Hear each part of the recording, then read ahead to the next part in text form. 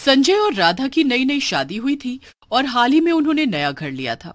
राधा संजय से कहती है, संजय देखो ना ये घर कितना अच्छा है। अच्छा हुआ हमने नया घर ले लिया, वो भी शहर के अंदर। अगर हम कब तक उस छोटे से गांव में रहते। अब यहाँ पर हम अपनी जिंदगी की एक नई शुरुआत कर सकते हैं।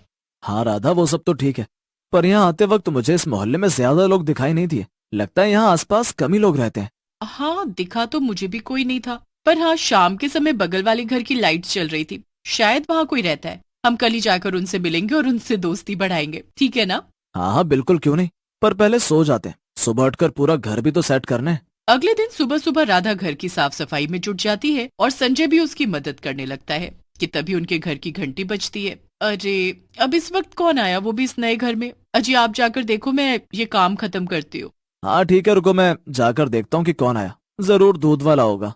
संजय दरवाजा खोल देता है और देखता है कि बाहर एक औरत खड़ी थी। वो दिखने में काफी दुबली पतली और बीमार सी लग रही थी।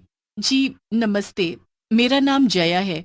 मैं ना आपके बगल वाले घर में रहती हूँ। मैंने देखा कि आप यहाँ नए नए आए हैं तो हम आपसे मिलने के लिए चले आए। पर आप तो अकेली हैं। खैर, अंदर आइए। संजय जया को अंदर बुला लेता है। अच्छा, तो आप ही रहती हैं बगल वाले घर में?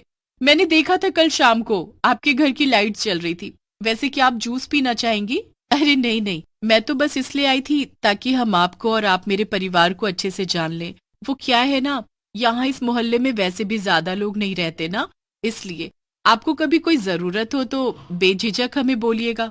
जी जी, जरूर जरूर। तो वैसे आपके परिवार में बस आप अकेली ही हैं क्या?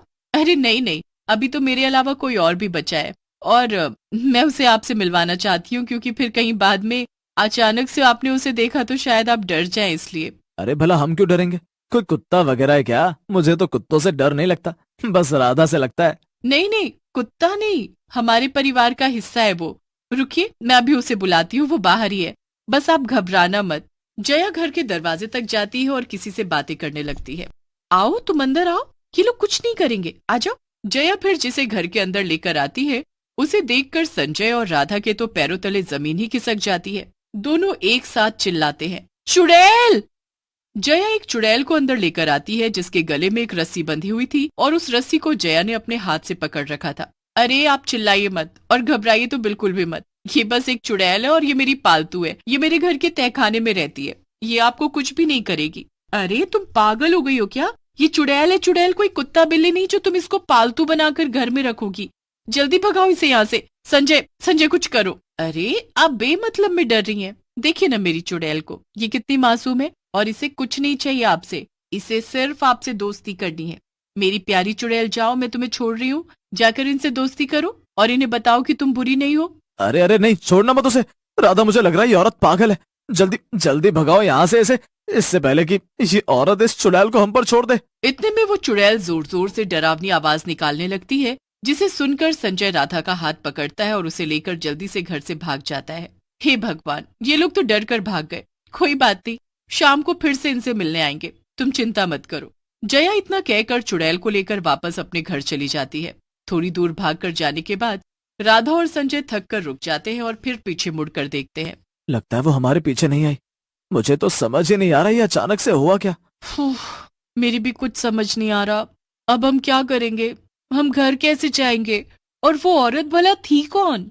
चलो एक काम करते हैं, उस मोहल्ले के आसपास जिस भी घर में कोई रहता होगा उससे जाकर पता लगाते हैं कि आखिर चक्कर क्या है। हाँ ठीक है, चलो। संजय और राधा ढूंढने लगते हैं पर उस मोहल्ले में उन्हें एक भी घर ऐसा नहीं मिलता जहाँ कोई रहता हो। आखिरकार अपने मोहल्ले के थोड़ा बाहर निकलने के बाद उन्हें एक घर मिल ही जाता है। वो घर दिखने में काफी टूटा फूटा सा था और उसकी हालत वाकई में खराब थी। चलो यहाँ चलकर पूछते हैं, मुझे लगता है यहाँ जरूर कोई रहता होगा। पर यह घर तो उस पड़ोस वाले घर से भी ज्यादा डरावना और मनहूस दिखाई पड़ता है। कहीं यहाँ भी कोई चुड़ैल हुई तो? वो तो अंदर जाकर पता चलेगा ना संजय, चलो अंदर चले। राधा और संजय दरवाजे पर दस्तक देते हैं कि तभी एक बूढ़ी औरत अंदर से बाहर निकल कर आती है। बूढ़ी औरत उनसे पूछती है, क्या चाहिए तुम दोनों को? क्यों आए हो यहाँ? वो हम आपसे पूछने आए हैं। हमने इस मोहल्ले में एक घर लिया है पर इस मोहल्ले में कोई भी और नहीं रहता है और हमारे घर के बगल में जो घर है वहाँ पर एक चुड़ैल है। हाँ चुड़ैल, पर आपको कैसे पता? मुझे तो लग रहा था कि अगर मैं आपको चुड़ैल का बताऊंगी तो आप हमारा विश्वास नहीं करेंगी, पर आपको भी सब पता है। हाँ मुझे सब पता है। उस घर में जो औरत रहती है वो क्या आपकी बेटी? वो औरत जया आपकी बेटी है? तो कहीं आप भी तो उससे मिली हुई नहीं है? नहीं, मैं उसकी माँ हूँ। चुड़ैल के डर से पूरा मोहल्ला भाग गया, पर मैं अपनी बेटी को छोड़कर कैसे जा सकती थी, इसलिए मैं इस घर में रहने लगी। अरे पर चुड़ैल का आखिर चक्कर है क्या? और आपकी बेटी यानी कि उस जया को ये क्यों लगता है कि चुड़ैल उसकी पालतू है? करीब 2 महीने पहले मैंने और मेरी बेटी ने इस मोहल्ले में घर लिया था। मेरी बेटी की नई नई नौकरी लगी थी और हम बहुत खुश थे। उस समय इस मोहल्ले में भी काफी लोग रहते थे, पर हमें नहीं पता था कि हमारे घर के तहखाने में सालों से एक चुड़ैल कैद थी। जया ने गलती से उस तहखाने का दरवाजा खोल दिया, जिससे चुड़ैल ने मेरी बेटी को अपने वश में कर लिया। चुड़ैल ने उसको ये यकीन दिला दिया कि वो उसकी पालतू है। सबसे पहले मेरी बेटी ने मुझे ही मारने की कोशिश की थी, पर मैं भागकर यहाँ आ गई। फिर क्या हुआ? फिर क्या, वो चुड़ैल जया से कहती कि उसे खाने के लिए इंसान चाहिए, और जया पड़ोसियों के घर जाकर उन्हें किसी न किसी बहाने से अपने घर बुलाती थी, और फिर वो चुड़ैल उन्हें मारकर खा जाती थी। इसी डर से सब मोहल्ले वाले भाग गए। तुम लोग भाग्यशाली हो जो बच गए। अब जान प्यारी है तो चले जाओ यहाँ से। पर आपकी बेटी का क्या? अगर उस चुड़ैल को ज्यादा दिन तक इंसान नहीं मिले तो शायद वो आपकी बेटी को ही मार कर खा जाए। अरे पर उससे हमें क्या, राधा? हमें इस जगह से बहुत दूर चले जाना चाहिए। ये तुम कैसी बातें कर रहे हो संजय? हमने इतनी मुश्किलों बाद ये घर लिया था। अब तुम कह रहे हो कि किसी चुड़ैल के डर से हम दूर भाग जाए? नहीं, मैं अपनी बहन को अभी फोन करती हूँ। वो हमारे खानदानी पंडित से पूछेगी, उनके पास जरूर कोई तरीका होगा इस चुड़ैल को भगाने का। अगर तुम लोग मेरी बेटी को बचा लो तो मैं तुम्हारी जिंदगी भर एहसानमंद रहूंगी। आप चिंता मत करिए माँ जी, हम लोग आपकी बेटी को वापस लेकर आएंगे। राधा अपनी बहन को फोन करके सब बता देती है और थोड़ी ही देर में राधा के घर के खानदानी पंडित जी वहां आ जाते हैं। संजय और राधा साथ में कहते हैं, नमस्ते पंडित जी। नमस्ते। तो बताओ, कहाँ है वो चुड़ैल जिसने इतने लोगों को परेशान कर रखा है? पंडित जी, वो हमारे घर के बगल वाले घर में। आइए, मैं और राधा आपको वहां लेकर चलते हैं। संजय और राधा पंडित जी को अपने पड़ोस के घर तक लेकर जाते हैं। देखिए पंडित जी, यही वो घर है। इसी घर में वो चुड़ैल रहती है। ठीक है, चलो मेरे साथ अंदर, और मैं तुम दोनों को ये 2 जादुई डंडे दे रहा हूँ। जैसे ही चुड़ैल दिखे तुम उसे इन डंडे से मारने लगना, और तब तक मैं उस पर ये भभूत डाल दूंगा, जिससे वो हमेशा हमेशा के लिए खत्म हो जाएगी। ठीक है पंडित जी, लाइए वो डंडे। पंडित जी राधा और संजय को वो डंडे दे देते हैं और तीनों घर के दरवाजे पर पहुंचकर घंटी बजाते हैं। थोड़ी ही देर में जया दरवाजा खोलती है। अरे आप लोग, मुझे माफ करिएगा, दिन में मैंने आप दोनों को डरा दिया। मैं आपको डराना नहीं चाहती थी, सिर्फ आपको मेरी पालतू चुड़ैल से मिलवाना चाहती थी। वैसे ये पंडित जी कौन है? वो ये हमारे दोस्त हैं, और हमें भी काफी बुरा लगा बाद में कि हम ऐसे डर कर भागे। आपकी चुड़ैल को कितना बुरा लगा होगा ना, इसीलिए हम उससे मिलने आए हैं। कहाँ है वो? ओह ऐसा, आइए ना, फिर अंदर आइए ना। चुड़ैल अपने तहखाने में आराम कर रही है, आप वहां जाकर उससे मिल सकते हैं। चलिए मैं ले चलती हूँ। हाँ ठीक है, चलिए। जया पंडित जी राधा और संजय को तहखाने तक लेकर जाती है। उस तहखाने में काफी अंधेरा था और वो तीनों वहां पहुंचते हैं तब चुड़ैल एक बिल्ली को मारकर खा रही थी। राधा, संजय और पंडित जी को जया के साथ देखकर चुड़ैल डरावनी हंसी हंसने लगती है। बड़े दिन बाद इतने इंसानों को एक साथ देखा। मुझसे अब और इंतजार नहीं होगा। मुझे तुम सबको खाना है, सबको। जया पीछे से तहखाने का दरवाजा अंदर से बंद कर देती है। तुम सब घबराना मत, बस थोड़ी देर और, फिर तुम सब लोग इस चुड़ैल के पेट में होगे। राधा, तुम इस जया को पकड़ कर रखो, क्योंकि मुझे नहीं लगता ये हमें चुड़ैल को मारने देगी। तब तक मैं और पंडित जी इस चुड़ैल को खत्म करते हैं। क्या? चुड़ैल को खत्म? ये सब तुम क्या कह रहे हो? रुको, मैं समझाती हूँ। इतना कहकर राधा जया को कसकर पकड़ लेती है और संजय चुड़ैल को जादुई डंडे से जोर जोर से मारने लगता है। आ बचाओ, जया मुझे बचाओ। जया बहुत कोशिश करती है पर फिर भी राधा उसे नहीं छोड़ती। इतने में पंडित जी भभूत को चुड़ैल पर डाल देते हैं, जिससे चुड़ैल जलकर खत्म हो जाती है। चुड़ैल के जलते ही जया बेहोश हो जाती है। राधा और संजय उसे लेकर बाहर आते हैं और जया की माँ भी वहां आ जाती है। उठो बेटा उठो, अब वो चुड़ैल मर चुकी है, उठ जाओ। जया को होश आ जाता है और वो अपनी माँ को देखकर बहुत खुश होती है। माँ, ये सब क्या हो रहा है? मुझे कुछ भी याद नहीं। आखिरी बात मुझे यही याद है कि जब मैंने तहखाने का दरवाजा खोला था तब उस चुड़ैल ने मुझे वश में कर लिया था, बस। कोई बात नहीं बेटा, वो अब जा चुकी है। अब हम फिर से खुशी खुशी रह सकते हैं। पंडित जी चले जाते हैं और सब खुशी। समीरपुर नाम का एक गांव था। उस गांव में बसंता अपनी 8 साल की बेटी पिंकी के साथ रहती थी। पिंकी अपाहिज थी। घर चलाने के लिए बसंता घर में मिट्टी के बर्तन बनाया करती थी। दिवाली आने वाली थी, इसलिए बसंता मिट्टी से दिए बनाकर बेचा करती थी। एक दिन बसंता थकी हारी घर लौटती है। आज भी कोई दिया नहीं बिका, ऐसे कैसे घर चलेगा। माँ, उदास मत होइए, आज नहीं तो कल हमारे दिए जरूर बिकेंगे। अच्छा माँ, एक बात बोलूं? हाँ मेरी बच्ची, बोलो। मैं सोच रही थी कि क्यों ना हम दिए के साथ साथ पटाखे भी बेचें। क्या पता पटाखे के साथ साथ दिए भी बिक जाए हमारे। बात तो तुम बिल्कुल सही बोल रही हो, पर मैं तुम्हें इस हालत में अपने साथ नहीं ले जा सकती। माँ, मैं घर में बैठी बैठी बोर हो जाती हूँ, आपके साथ जाऊंगी तो मुझे अच्छा लगेगा। ठीक है, कल हम दोनों साथ में चलते हैं। सुबह होते ही दोनों साथ में पटाखे बेचने निकलते हैं। पटाखे ले लो, पटाखे ले लो, पटाखे ले लो। तभी एक आदमी उनके पास आता है। ये भी कोई पटाखे होते हैं? ये सब कचरा है, कचरा। इन्हें तो किसी कचरे में जाकर फेंक दो। ऐसे पटाखे जलाने से कहीं हमारे बच्चों को कुछ नुकसान पहुंचा तो नहीं। नहीं, मुझे नहीं चाहिए। फिर वो आदमी वहाँ से चला जाता है। फिर दोनों एक कपड़े की दुकान पर जाते हैं। बाबूजी, पटाखे ले लीजिए अपने बच्चों के लिए। हुडी बाबा, चल चल निकल यहाँ से। पता नहीं कहाँ कहाँ से आ जाते हैं। अरे इन्हें यहाँ से कोई निकालो। हुडी दादा। दुकानदार दोनों को धक्का देकर दुकान से बाहर निकाल देता है।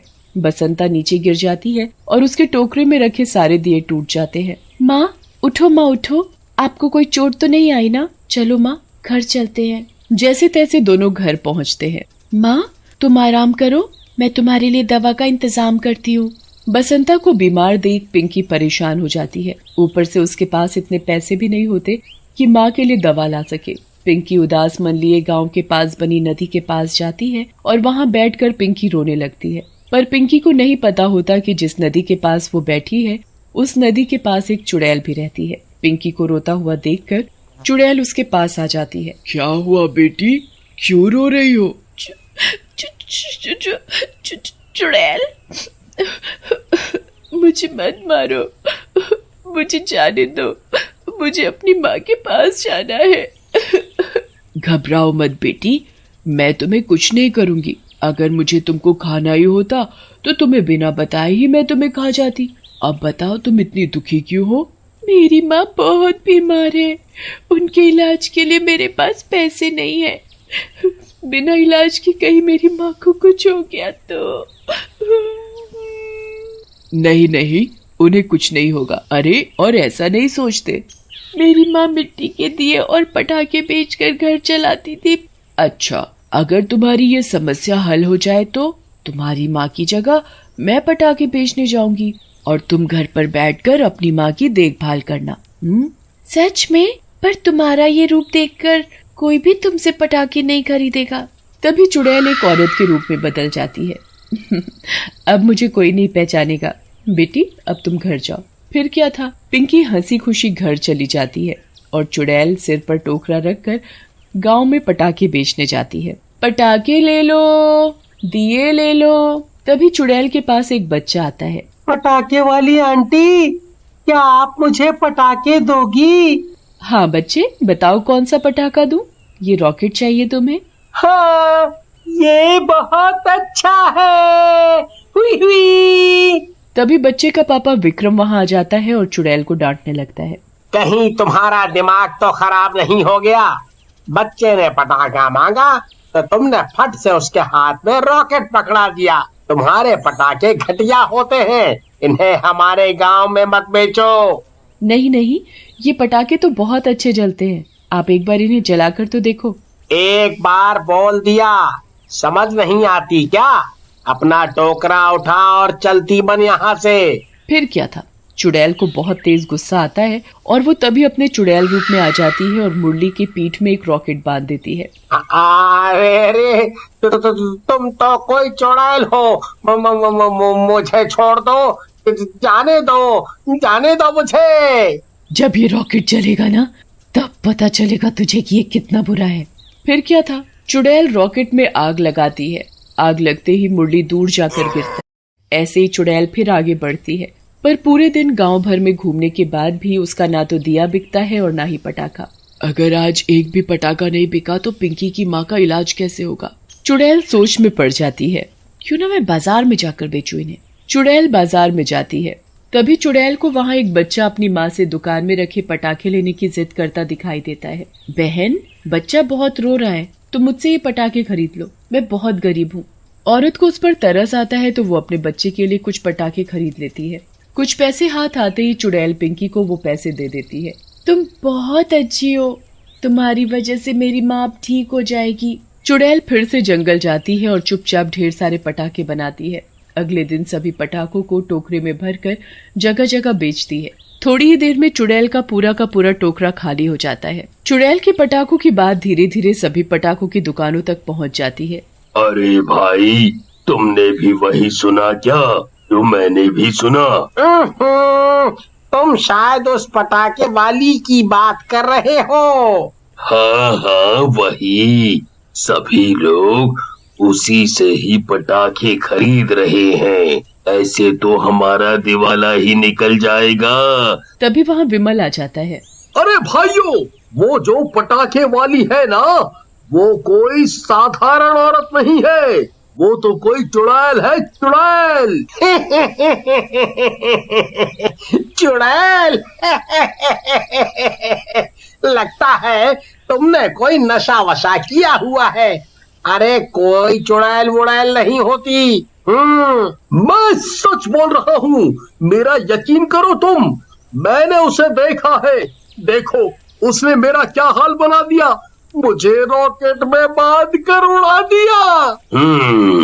छुप कर देखना पड़ेगा कि वो कहाँ से आती है और इतने सारे पटाखे कहाँ से लाती है। सभी मिलकर उस पटाखे वाली को ढूंढकर उसका पीछा करते हैं। जंगल में उसे जादू से ढेर सारे पटाखे बनाते हुए सब देख लेते हैं। अच्छा, तो ये बात है विमल भाई, जो तुमने बोला था बिल्कुल सही बोला था। ये तो सच में चुड़ैल निकली। ये तो अपने जादू से पटाखे बनाकर बेचती है, पर ये ऐसा क्यों कर रही है? वो भी मुझे पता है। वो जो बसंता है ना, ये उनके लिए सब कर रही है।